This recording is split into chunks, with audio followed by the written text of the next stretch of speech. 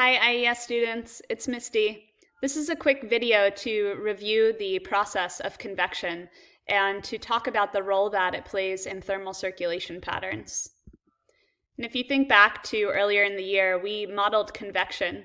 We did it with a fluid, room temperature water. We dyed that water red and blue, and we placed a heated source underneath that clear tray of water. And we were able to trace and model the circulation pattern of a substance. In this case, it was liquid, rising and falling as it became hotter and colder. And although this definition is okay, there's a little bit of a limitation because it doesn't really get at the horizontal movement and the properties that are changing of the substance that lead to convection. So I've offered an additional definition. A convection cell is a system in which a fluid is warmed, loses density, and is forced into a region of greater density in a repeating cycle. And what I like about this definition is it gets at that idea of buoyancy that Max and I spoke about in this week's lecture. It's that change in buoyancy, that vertical movement of that substance, and the resulting changes in pressure and the resulting horizontal movements of the substance that truly drive our convection cells in the atmosphere and in the ocean. So how does vertical movement result in horizontal movement? Picture this. We have two surfaces, same temperature, same pressure. In this case, let's imagine that the land warms up. It's heated by the sun. And we know that when a surface heats up, it heats up the air above it. We can imagine that those warm air particles are moving at a faster velocity and they are becoming further apart from each other. This leads to an expansion.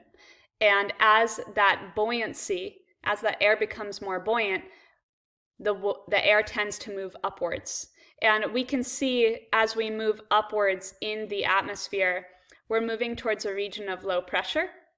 Let's imagine it was initially 900 millibars of pressure in the upper tropopause.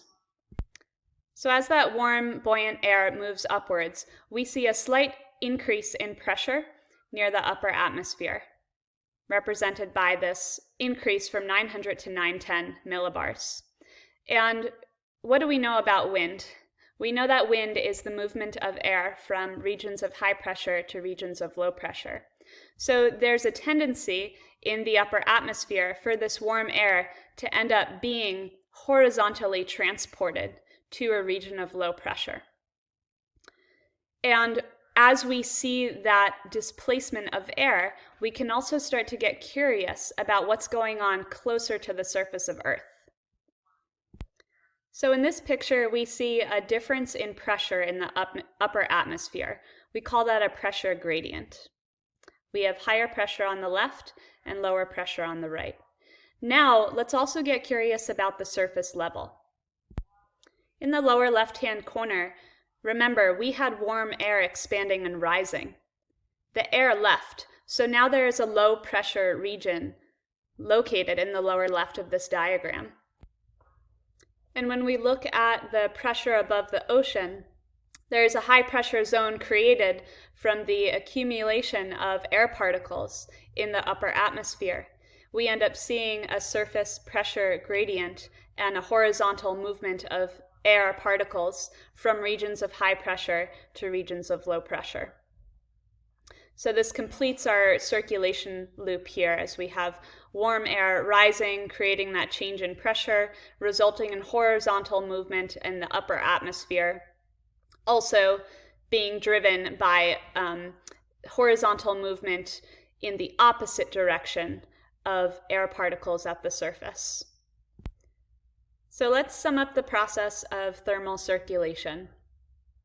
We start with a change or a horizontal temperature difference. That temperature difference results in a change in buoyancy of the substance and a pressure gradient vertically. The air moves horizontally from regions of high pressure to regions of low pressure at both the upper tropopause and the surface of our Earth. So now let's look at the differences between day and night. During the daytime, we know that the land warms more quickly than the ocean surface, resulting in a sea breeze, or in this picture, the leftward movement of air at Earth's surface. However, at night, we see the opposite effect.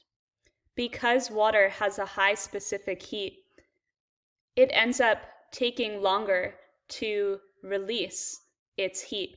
So we end up seeing a cooling of the land surface that happens more quickly than the cooling of the ocean. And in the nighttime diagram on the right, we can now imagine the ocean is warmer than the land. And we know that a warm surface warms the air above it, resulting in a vertical movement of air and a flip of the thermal circulation cell direction. This concludes our overview of how a convection cell drives thermal circulation in our atmosphere. I hope you found this useful and helpful. Take care. Bye.